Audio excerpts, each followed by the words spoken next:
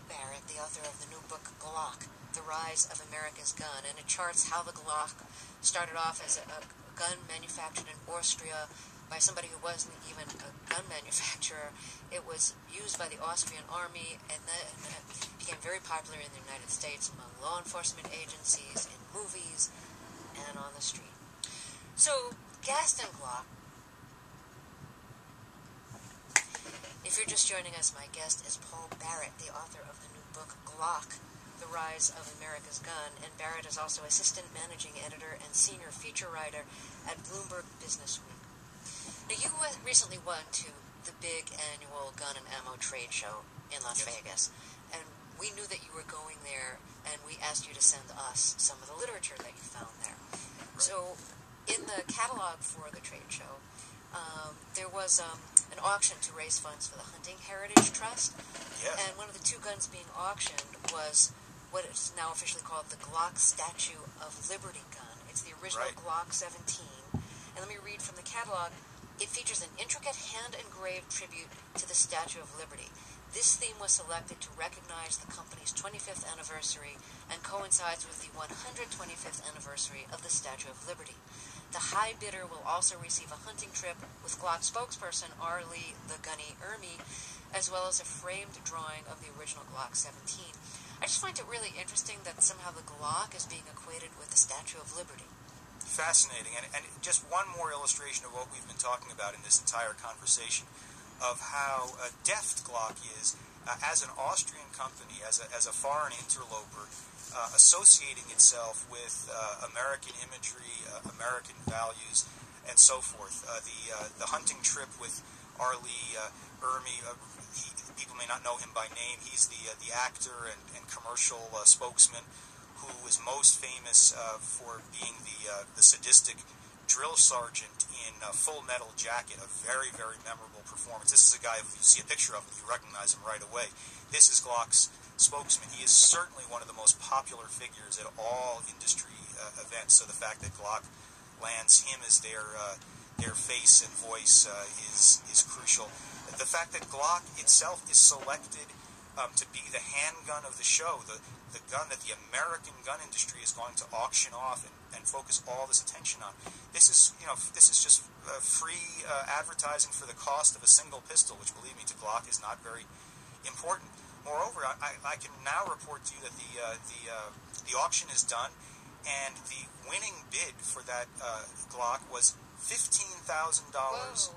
Yeah, $15,000 for something that it costs, $70 or $80 to make at the factory, and then they did some engraving, so who knows how much that adds onto it. But someone stepped up, and the bidding was secret, and the bidders wanted to remain private, apparently. But someone was willing to put down $15,000 to own this memorable Glock. So that's very, very telling. It's not a Smith & Wesson. It's not a Colt. It's not a Ruger. Those are all great American brands. It's a Glock. You took shooting lessons as part of the research for this book, and you took shooting lessons with the Glock. What did you learn about guns and why people own guns from having one yourself and learning how to shoot it? Well, the first thing is, and people who don't own guns really need to think about this, is it's just darn fun to fire a gun. It's interesting. It requires a lot of attention. It's competitive because once you learn how to use it, you want to use it well. And it is just, as people say, it's a real feeling of power to handle a firearm. And that appeal is, in my view, undeniable, and is part of the reason, not the whole reason, but part of the reason that guns symbolize individualism, self-sufficiency to such a large portion of the population. And I felt it myself. I mean, it was just interesting and fun to do it. Do you own one now? I don't. I live in New York City. It's extremely onerous to get a gun permit here. I think too onerous, as a matter of fact. But it's just not worth the hassle. So when I shoot, I go to the range of a friend and borrow weapons. When I was out in Las Vegas at the gun show, we went out into the desert and did some shooting, and it was a lot of fun. The thing to be careful about is make sure you're following the law, because if you're not using your own gun, you got to make sure you're following the local laws. When I went to summer camp, we were taught archery, bow and arrow, and riflery. Sure, the 22. I mean, you probably can still smell I'm a the New Yorker. hops. Yeah.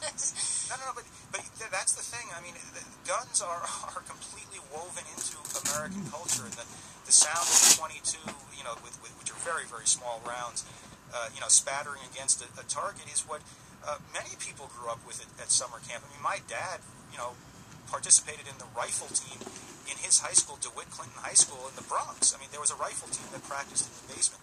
So the divergence we've had in recent couple of generations where people are so powerfully anti-gun or powerfully pro-gun, that's a fairly recent phenomenon. In the not-too-distant past, guns were just part of American life. You said when you started taking gun lessons as part of your research for your book, Glock, you had to undo a lot of muscle memory that you'd gotten from countless TV shows and movies where people carry guns. What did you have to unlearn from what you'd seen? Well, the main thing is that people tend to pull guns out of their holsters on television and movies with a fair amount of flourish, with the gun ending up pointing at the ceiling, sweeping across the room, that kind of thing. All of those are absolutely forbidden.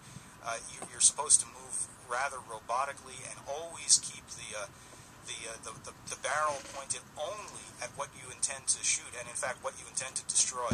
So at first, and thank goodness I was doing it with a dummy Glock, I was waving the thing all over the place like some sort of television detective, and my instructors got me under control, and when I actually got out on the range, I had managed not to shoot myself or anybody else. Good. That's good. All right. Well, Paul Barrett, thank you so much for talking with us. You bet. Thanks so much for having me on your show. Paul Barrett is the author of Glock, The Rise of America's Gun. You can read an excerpt on our website, freshair.npr.org, where you can also download podcasts of our show. Fresh Air's executive producer is Danny Miller. Our interviews and reviews are produced and edited by Amy Salet, Phyllis Myers, Sam Brigger, Anne-Marie Baldonado, Lauren Krenzel, John Myers, John Sheehan, Heidi Saman, and Teresa Madden. I'm Terry Gross.